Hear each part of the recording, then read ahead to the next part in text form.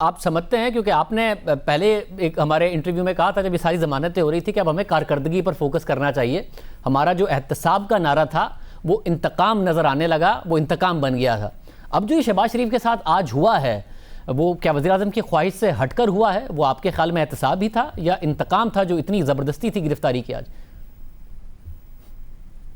اگر تو جھاڑو ہماری طرف بجٹ کے بعد نہ پھرے تو پھر تو آپ کو یہ کہنے کا حق ہے. یہ جملہ آپ نے ایک دو دفعہ میرے نام سے پروگرام میں کہا ہے, اور میں جو کوئی تیار ہو کے سکرپٹ لکھ کر نہیں آتا, جو کچھ آپ سوال کرتے ہیں میں اس کا جو میرے دل اور دماغ میں اسٹریٹ وے آپ کا سچائی سے جواب دیتا ہوں.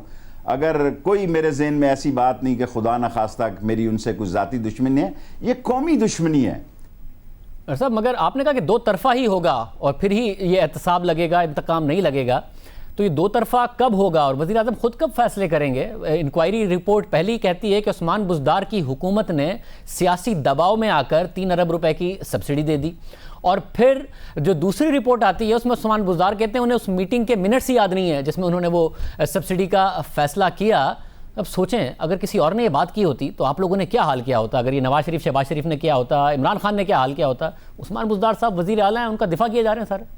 دیکھیں میں آپ کی خواہش پہ خبر تو نہیں بنا سکتا, لیکن پارلیمانی زبان پہ یہ بات ضرور کہہ سکتا ہوں کہ یہ صرف ان کے 22 بلین کا کیس نہیں ہوگا, ہمارے 3 بلین کا کیس بھی جائے گا. یہ نہیں ہو سکتا, یہ ناانصافی ہوگی.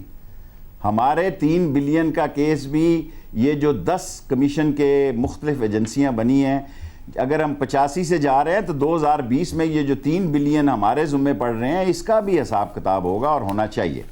نہیں, آپ کا 3 ارب کا نہیں ہے, آپ کا 100 ارب سے اوپر کا یہ انکوائری رپورٹ کہتی ہے کہ قیمتیں بڑھی رہی, آپ کی حکومت نے کچھ نہیں کیا اس دوران, اور ایکسپورٹ بھی کرتے رہے. 100 ارب روپے سے زیادہ عوام کی جیب سے نکال کے لے گئے. ابھی بھی 83 روپے کی ہے, ابھی بھی 1 روپے پہ 5.5 ارب کماتے ہیں, تو سال میں 110 ارب روپے اور عوام کی جیب سے نکال کے لے جائیں گے. آپ کا کیس زیادہ بڑا ہے.